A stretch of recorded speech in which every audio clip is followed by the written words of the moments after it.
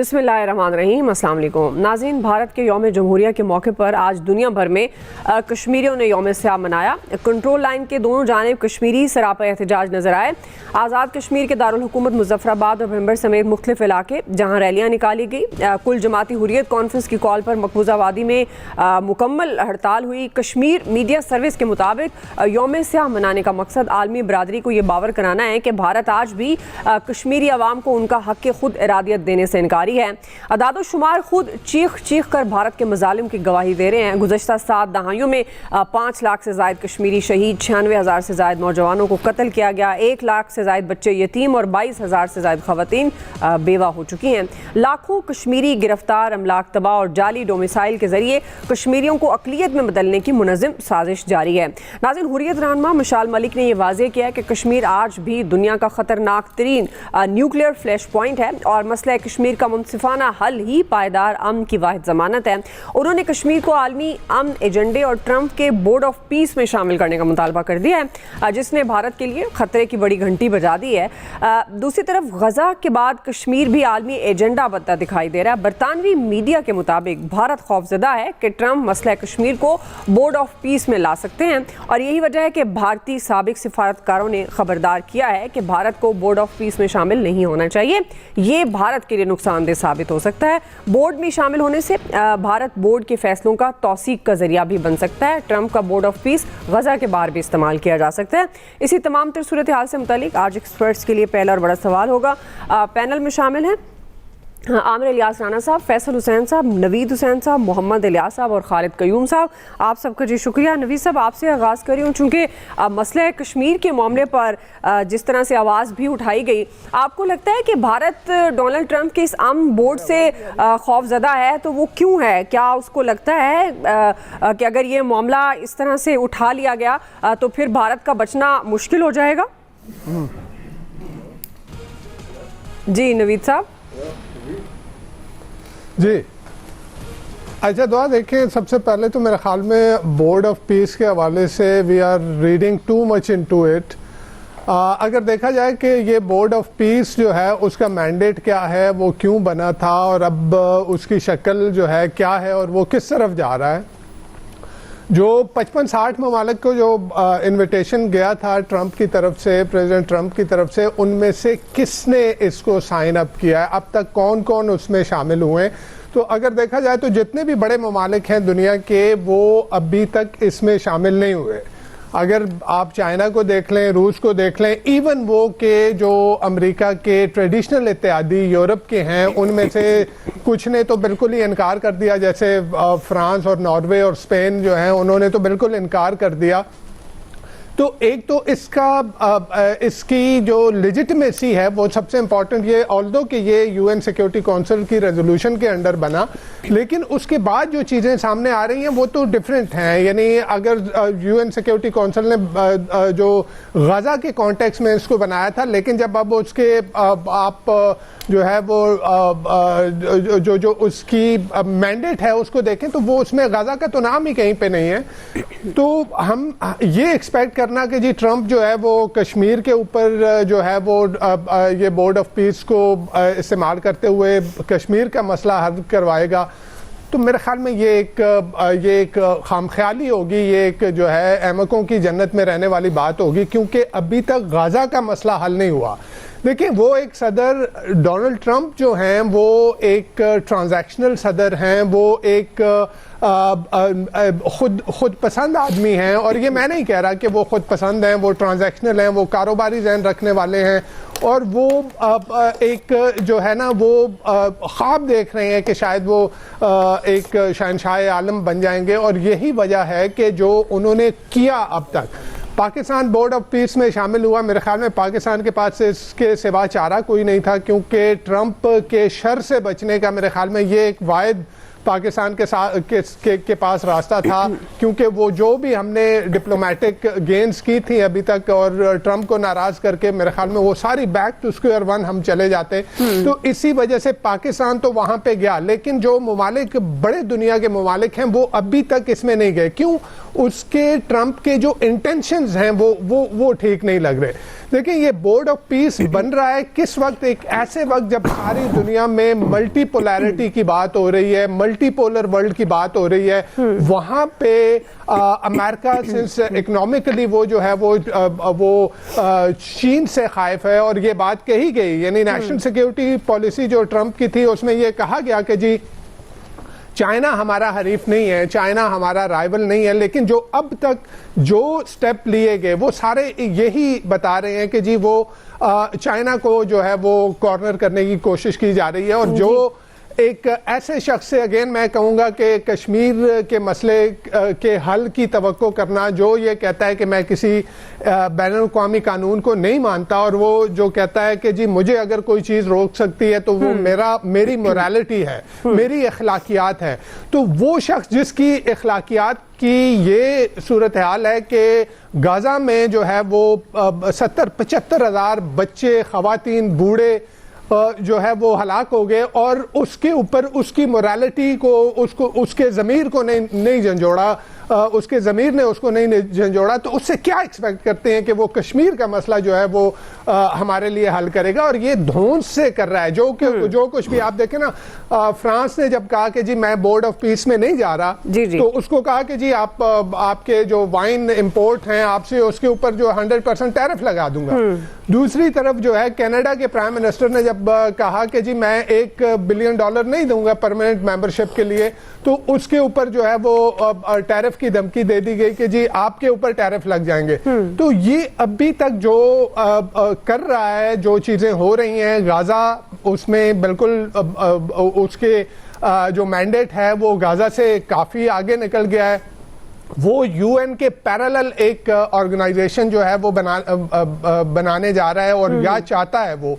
और ये board of peace जिसमें यानी आप इससे अंदाजा लगाएं कि वो बोर्ड ऑफ पीस जिसमें इजराइल तो है जी, लेकिन वहां पे फलस्तीनियों की कोई नुमाइंदा जमात जो है उसकी रिप्रेजेंटेशन नहीं है। और फिर इस बोर्ड ऑफ पीस के ऊपर जो है एक एग्जीक्यूटिव बोर्ड बनाया गया जहां पे किसी और मुल्क की कोई जो है नुमाइंदगी नहीं है। वहां पे सारे ट्रंप के हैंड पिक्ड लोग हैं, और ये शहंशाह आलम जो है ये ताहयात उसके जो है वो चेयर बनने की के ख्वाब देख रहे हैं। और इनके पास यानी अभी तो यूएन सिक्योरिटी काउंसिल में आपके पास 5 मुल्कों के पास वीटो है जी, लेकिन यहाँ पे सिर्फ ट्रंप के पास वीटो होगा। ट्रंप को कोई नहीं, पूरा बोर्ड ऑफ पीस मिलके भी जो है उसको नहीं हटा सकता, लेकिन ट्रंप जिसको चाहे, जैसे उसने कनाडा के साथ किया कि उसको इन्विटेशन दी हुई और इन्विटेशन वापस ले ली, तो ऐसे शख्स से मेरे ख्याल में ये board of peace in itself जो है वो बहुत कंट्रोवर्शियल है। और इस बोर्ड ऑफ पीस से या ट्रंप से ये एक्सपेक्ट करना, और इंडिया के साथ देखें अभी मामलात, अगेन हमारे पास ये 3 साल की विंडो थी, लेकिन मेरा नहीं ख्याल कि ये 3 साल की विंडो भी हम पूरी कर पाएंगे। अभी 2 दिन पहले जो है वो अमेरिका के जो ट्रेड सेक्रेटरी हैं उन्होंने इंडिया को जो है वो टैरिफ रिलीफ देने की बात की है। तो दुनिया बदल रही है, और उसमें ट्रंप जो है वो पीछे की तरफ जा रहे हैं। वो उस वक्त की तरफ जा रहे हैं जब कॉलोनियलिज्म था, जब इंपीरियलिज्म था, और ये भी अमेरिका भी एक न्यू इंपीरियलिस्ट पावर थी। और अब जिस तरह से उन्होंने वेनेजुएला में किया या ईरान में करने की कोशिश कर रहे हैं, तो वो न्यू इंपीरियलिज्म का जो है वो मास्क भी उतर गया। अब वो टोटली एक इंपीरियलिस्ट पावर के तौर पे दुनिया के सामने आ गया। ठीक जी। अब जी आमिर साहब, अब ये जो अमन बोर्ड के हवाले से सवालात अपनी जगह पर, लेकिन चूंकि मामला मसले कश्मीर के हवाले से हम बात कर रहे हैं, आपको लगता है जो मिसाल मलिक साहिबा ने मुतालबा किया है वो वाकई इस मुतालबे पर अमल हो सकता है? क्योंकि भारतीय माहिरीन भी बड़े खौफजदा हैं कि अगर ट्रंप तनाज़े कश्मीर पर बात करेगा या अमन बोर्ड में ये शामिल हो जाता है मसला, तो आपको लगता है कि फिर भारतीय माहिरीन की राय को देखते हुए तो सही भारत बौखलाहट का शिकार है? देखिए, बात यह है कि हम शहंशाह आज़म कहें या कुछ कहें, कुछ हकीकतें हैं दुनिया की, और उसमें अमेरिका है, और हम कहाँ खड़े हैं हमें उस हकीकत को देखना है। अगर पिछले साल के इन्हीं दिनों को देखें तो सारे लोग थे कि पता नहीं वो क्या करेगा पाकिस्तान के साथ, कि जो बाइडन ने तो 4 साल कॉल नहीं की और ये पता नहीं पहले ही नाराज़ है, और हम पार्टी की सूरत में कहीं और खड़े थे। पहले बाइडन की मुखालफत की थी, उसके नतीजे में जो भुगता हमने, बहरहाल जो हमने उनका बंदा दिया काबुल में फायरिंग का, और फिर हमने वार लड़ी, जीती। हमारे साथ बिल्कुल उसके बरक्स हुआ जो हमारे यहाँ सब सोच रहे थे और दुनिया भी सोच रही थी, और हमारा दुश्मन सबसे पहले इंडिया सोच रहा था। जो गिदड़कुट इस वक्त मोदी की वो 70 दफ़ा लगा चुके हैं त्यारे गिराने पे, जितनी हजीमत इंडिया को उठा रहे हैं, हमें सबसे पहले पाकिस्तान को देखना है, उसके साथ हम उम्मत मुस्लिमा को भी देखते हैं। तो पाकिस्तान ने कोई अकेले नहीं जाके ज्वाइन कर लिया, हम 8 इस्लामी ममालिक के साथ गए हैं। अच्छा, वो ममालिक वहाँ जो फ़लस्तीन के दाएं बाएं बैठे हैं, जो उस फ़लस्तीनी महाजरीन को लेने के लिए भी तैयार नहीं है, तो हम यहाँ तकरीरें करें, जज्बाती हमारे उलमा कराम भी शुरू हैं, सारे शुरू हैं। भाई पाकिस्तान कर क्या सकता है? हमारा सबसे पहला मसला अगर जहाँ फ़लस्तीन मुसलमानों का है तो मकबूजा कश्मीर भी तो हमारा ही है ना, हमारा इशू है, वो भी हमारी शहरग है। और अगर वहाँ इंडियन घबराए हुए हैं कि जनाब अगर उसमें बोर्ड ऑफ पीस में मसला कश्मीर आ गया तो हम क्या करेंगे? देखें, वो आप करें ना करें, आप इनकार करते हैं, आपकी अकेले की तो कोई हैसियत नहीं है ना। आप कितनी टैरिफ की पाबंदियां, इंडिया तो कुछ अरसे से भुगता रहा है 50% पे, हम 19% पे भी हमारी, हम पहले समझ रहे थे कि रिलीफ है, लेकिन हमारी इतनी एक्सपोर्ट नहीं है कि हम उसको उसके अंदर सस्टेन कर सकें, हम तो उसमें भी रियायत के चक्कर में हैं।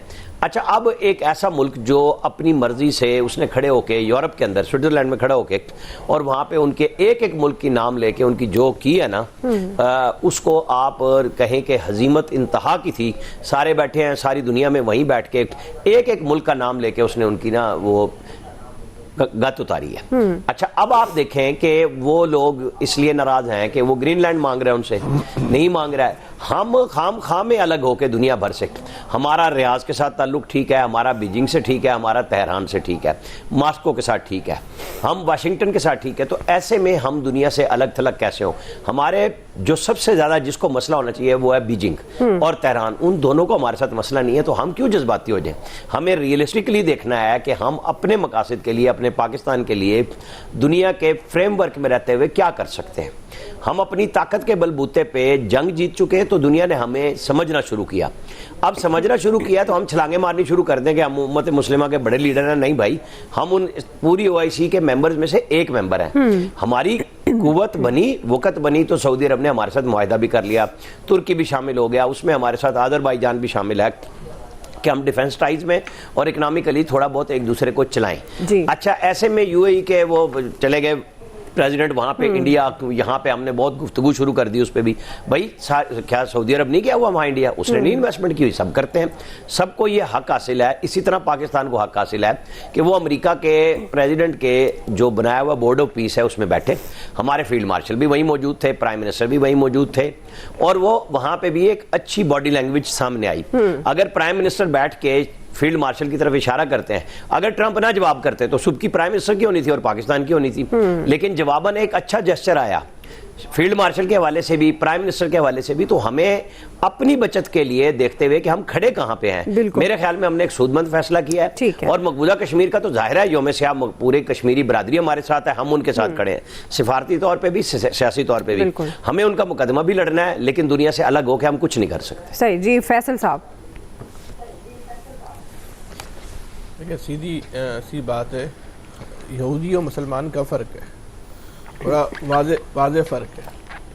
वहाँ यहूदी हैं तो अमेरिका का झुकाव है, यहाँ मुसलमान हैं तो अमेरिका का झुकाव नहीं है, अमेरिका की कोई दिलचस्पी नहीं है, अमेरिका का कोई जो है वो इंटरेस्ट नहीं है। बात दरअसल ये है कि आप अगर इसको सारे चीज़ों को इस तनाजुर में देखें तो आपकी जो अपनी मुस्लिम उम्मा है वही कुछ नहीं बात करती। जब आपकी मुस्लिम उम्मा ये बात नहीं कर रही तो इस वक्त तो जो भी दुनिया के बड़े फैसले हो रहे हैं वो ट्रम्प कर रहा है ना। अब ये ज़मीनी हकीकत है, अब कोई आप माने नहीं माने ये तो हकीकत है। तो जब आपके अपने लोग जो इस मसले पे बात करने को तैयार नहीं है तो अब ट्रम्प से उम्मीद क्यों लगाना, या ट्रम्प से उम्मीद लगाना कौन सी कोई दानिशमंदी हो सकती है कि वो ये काम जो करेगा। कश्मीरी जो है वो पिछले 70 साल से जो उनको बेचारों को जो है ना मार पड़ रही है, कभी कहीं से जो है वो आवाज़ नहीं उठती। इसराइल के मसले पे, फ़लस्तीन के मसले पे इन्हीं के पिटा भी जो है वहाँ का मुसलमान है, फ़लस्तीनी पिटे हैं बड़ी बेदर्दी से, बड़ी बेरहमी से, बड़ी सफाकी और दरिंदगी से उनको, मासूम लोगों को जो है वहाँ उनका कत्लेआम किया गया। और दुनिया जो खड़ी किसके साथ हो रही है? इसराइल के साथ। ये कितनी बड़ी एक तफावत है इस दुनिया के अंदर। अगर इस तफावत को हम किसका नाम दें? मजहबी तफावत का नाम दें, दौलत की तफावत का नाम दें, किस चीज़ का नाम दें, क्या इसके असबाब हैं कि वहाँ मज़हब की बुनियाद पे वहाँ खड़े हुए हैं, दौलत की बुनियाद पे खड़े हुए हैं, मफादात की बुनियाद पे खड़े हुए हैं। बहरहाल उसको आप कोई भी नाम दें, वो लोग उनके साथ तो खड़े होने को तैयार हैं, हमारे और आपके साथ खड़े होने को तैयार नहीं है, बल्कि हमारे और आपके लिए भी ऐसे हालात पैदा कर दिए जाते हैं कि हम भी उनके साथ जाके खड़े हों। बहरहाल ये एक अच्छी बात है पाकिस्तान की कि जहाँ तक कश्मीर का मामला है, पाकिस्तान का जो उस पर जो असूली मौक़िफ़ है वो किसी दौरे हुकूमत में भी जो है वो तब्दील नहीं हुआ। आज भी दुनिया भर के दबाव के बावजूद जो है पाकिस्तान अपने मौक़िफ़ के साथ जो है वो खड़ा हुआ है। अगर कश्मीर को उसका बोर्ड ऑफ पीस का मेंबर बनाते हैं या उस मसले को वहाँ पर लेके जाते हैं तो ये बज़ाहिर नज़र नहीं आता कि ये हो पाएगा, मुमकिन नहीं है ये हो पाएगा। लेकिन बहरहाल ये दुनिया तो चली रही है, ये दुनिया अब सिर्फ ताकतवरों के साथ खड़ी होती है। हमें अपने आप को ना मजबूत करना होगा, हमें अपने आप को ताकतवर बनाना होगा, तो ये हम मसले हल होंगे। बासूरत दीगर हम अपनी ख्वाहिशात के ऊपर जो है वो अपने मसाइल हल करना चाह रहे हैं, तो हमारी ख्वाहिशात पे तो मसाइल हल नहीं हो सकते। ठीक है, बिल्कुल जी, ख्वाहिशात पर ज़ाहिर है मसाइल हल नहीं हो सकते, लेकिन कश्मीर के मामले को आलमी एजेंडा बनाया पाकिस्तान ने। पहले भी पाकिस्तान ने बहुत इस हवाले से एफर्ट की और करता रहेगा। लेकिन जहाँ तक बुनियादी हमारा सवाल अमन बोर्ड से मुतल्लिक था कि भारतीय माहिरीन के मुताबिक ट्रंप तनाज़े कश्मीर को भी अमन बोर्ड में ला सकते हैं, इसलिए भारत में बौखलाहट, जो हमने ये सवाल भी किया। अभी एक ब्रेक ले लेते हैं, तो ब्रेक से वापस आएंगे, अगेन से कंटिन्यू करेंगे।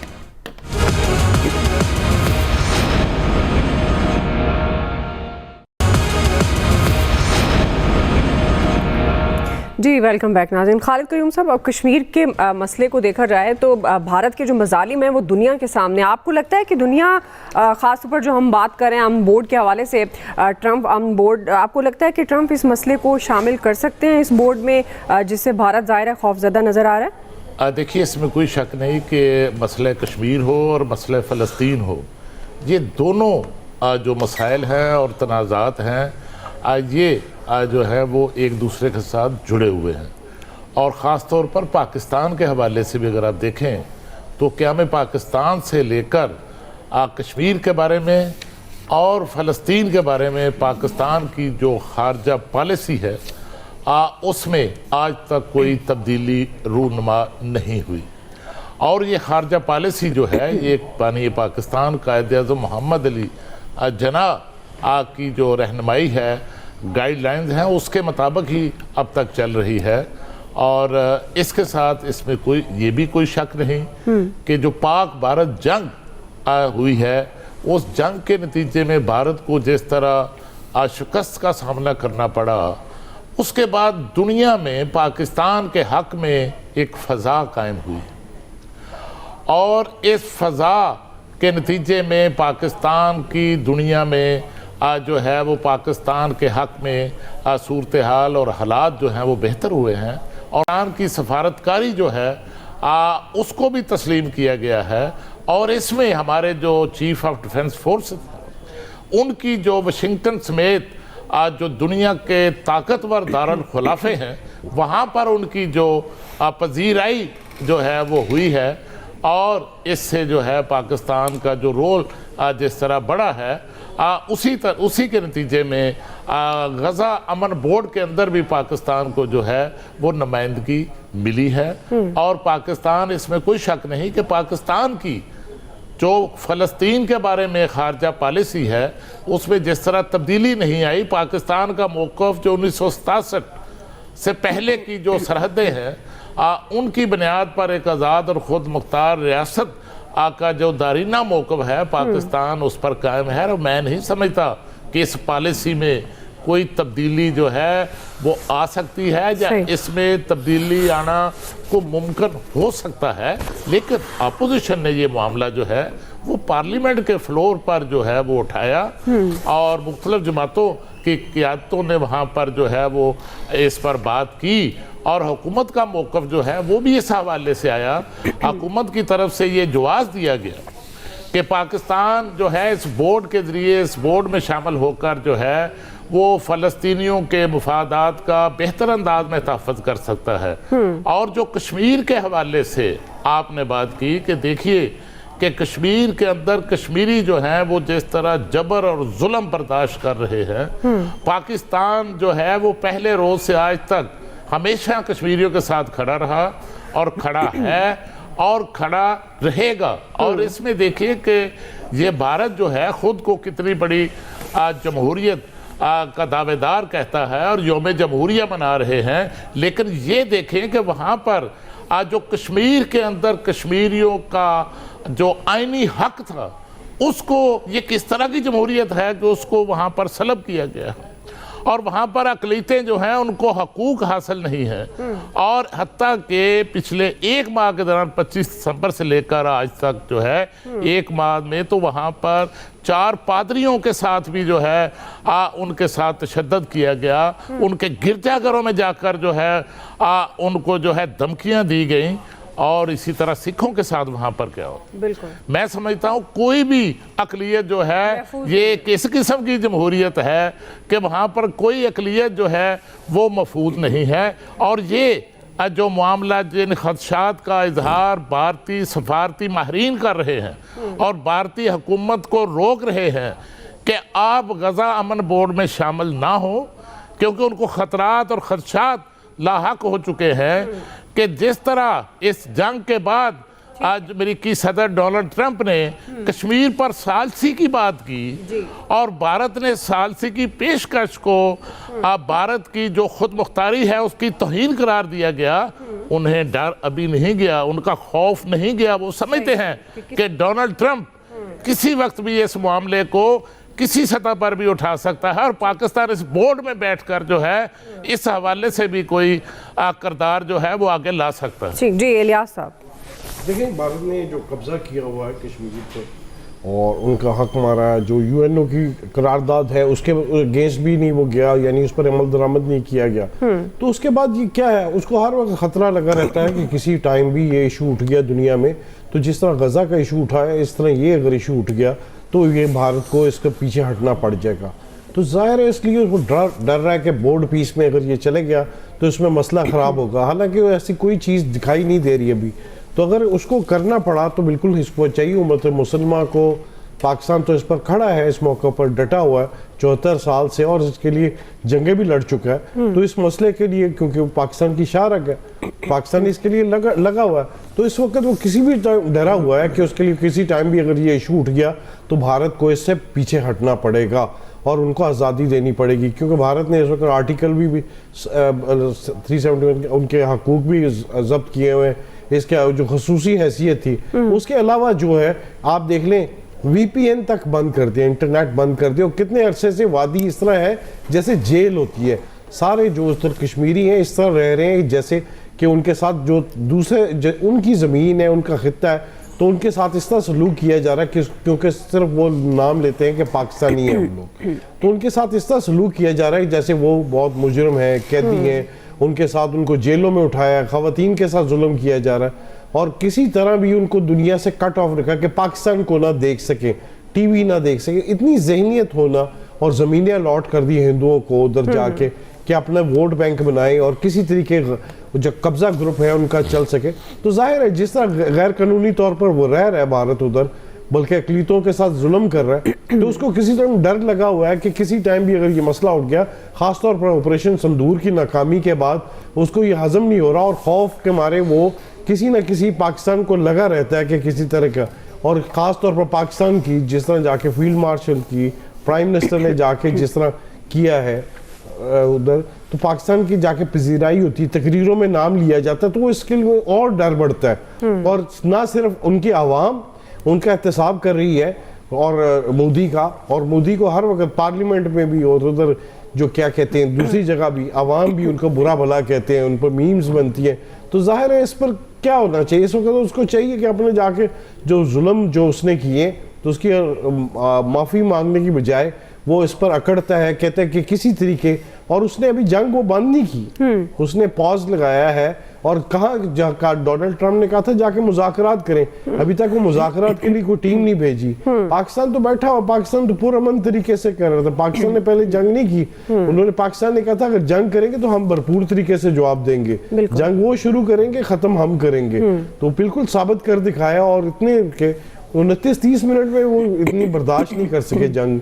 तो ये जो है कि माफिया मांगने लग गए और ट्रम्प को फोन कर रहे हैं कि रोकें, तो इसलिए उसको पता है कि इसको ये मसला है, इस मसला कश्मीर को अब हल होना है। सही। तो उसके लिए वो इसलिए डरा हुआ है, बोर्ड पीस उसको खौफ है, उस पर एक उसको डर लगा हुआ है कि अगर ये नाम भी शामिल हो गया तो फिर क्या कश्मीर का, तो फिर क्या होगा, उनको कश्मीर को आज़ादी देना पड़ेगी। सही है जी, बिल्कुल। भारत ट्रंप के ऑन बोर्ड से घबराहट का शिकार क्यों, ये हमारा बुनियादी सवाल था। राय आपने एक्सपर्ट्स की जान लिया है। नाज़रीन, अभी हम एक ब्रेक लेंगे, लेकिन आप तमाम एक्सपर्ट्स का मैं शुक्रिया अदा करूंगी, क्योंकि ब्रेक के बाद हम वापस आएंगे। T20 वर्ल्ड कप के हवाले से इसका जो तनाज़ शिद्दत इख्तियार कर गया, ख़ासतौर पर बांग्लादेश के हवाले से हम बात करेंगे कि पाकिस्तान किन ऑप्शन पर गौर कर सकता है, और हमारे साथ हमारे मेहमान भी मौजूद होंगे, लेकिन ब्रेक के बाद।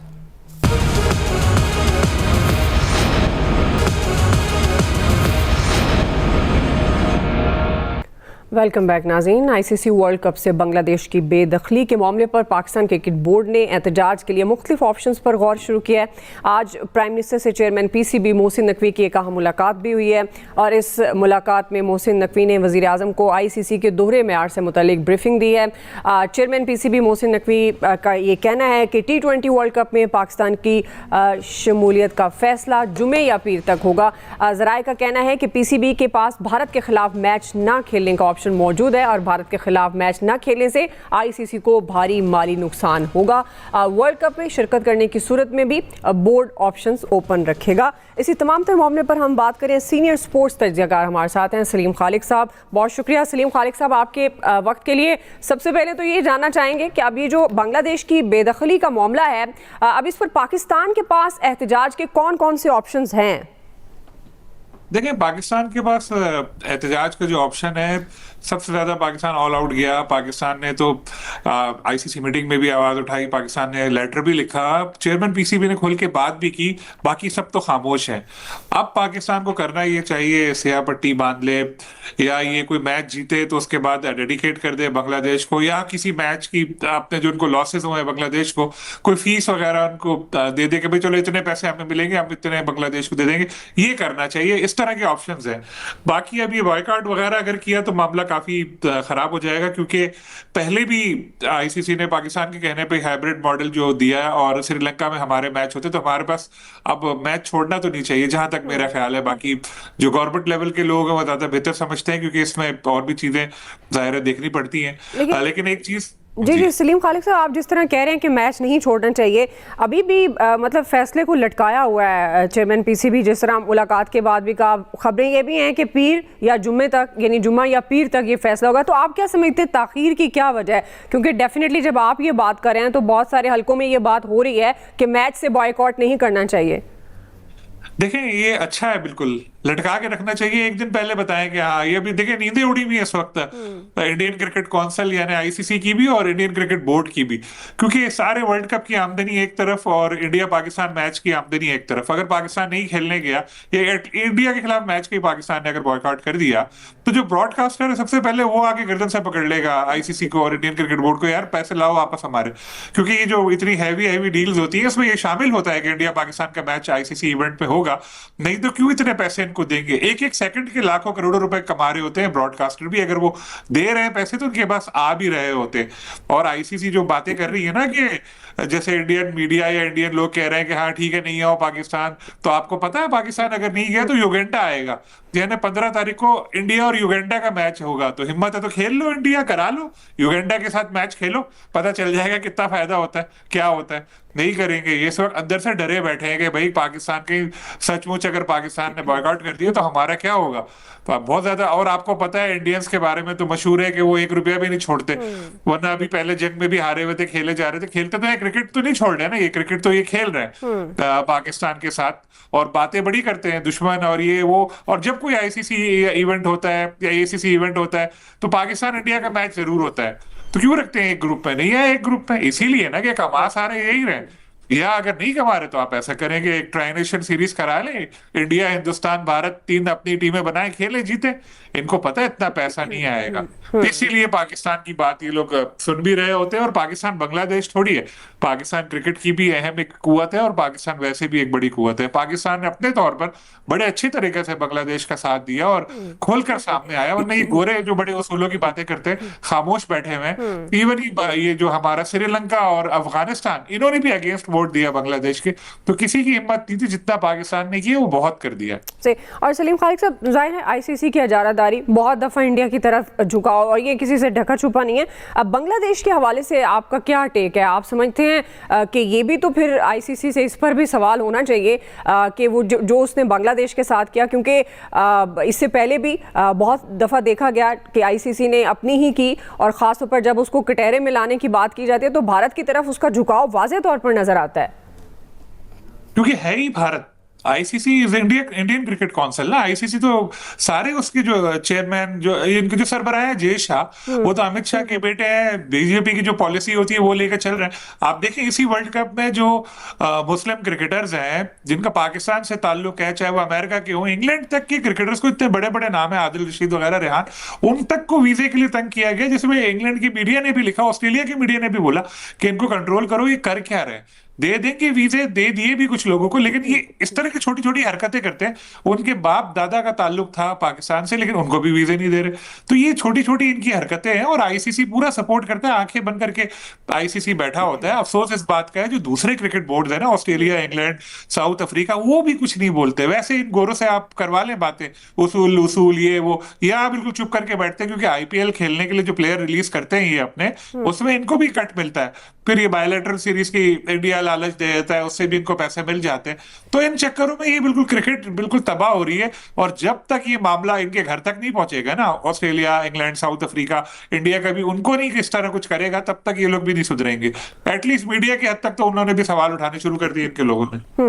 लेकिन सलीम खालिक साहब, जाहिर है तमाम बोर्ड्स को एक्शन तो लेना चाहिए, क्योंकि इस तरह तो क्रिकेट एक ऐसा खेल है जिसमें बड़े लाखों करोड़ों शायकीन हैं, इस खेल को पसंद करते हैं, और आहिस्ता आहिस्ता भारत की हटदर्मियों की वजह से ये खेल भी सियासत की नज़र हो रहा है। वैसे आपके पास अंदर की क्या खबर है सलीम खालिक साहब? आपको लगता है पाकिस्तान बॉयकॉट करेगा?